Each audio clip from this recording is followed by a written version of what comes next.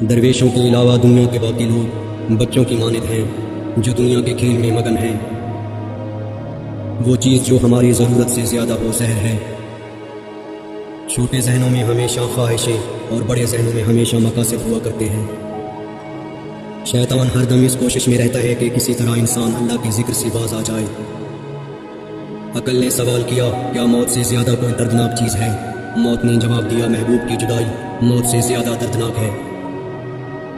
جو برداشت کرنے کا فن جانتا ہو وہ شخص زندگی کی کوئی جنگ نہیں ہار سکتا۔ موت ایک تلخ حقیقت ہے، اسے میٹھی حقیقت بنانے میں مصروف رہو۔ اختلاف کے باوجود کسی سے احترام سے پیش آنا کمزوری نہیں، بہترین تربیت اور خاندانی ہونے کی دلیل ہے۔ ایک دن میں نے اپنی ماں سے پوچھا، جن کی ماں نہیں ہوتی ان کے لیے دعا کون کرتا ہے؟ وہ بولی، دریا اگر سوکھ بھی جائے تو ریت سینے میں نہیں جاتی۔ جب غلطی ثابت ہو جاتی ہے تو عقل مند اپنے آپ کو درست کر لیتا ہے اور جاہل ضد پر اڑ جاتا ہے۔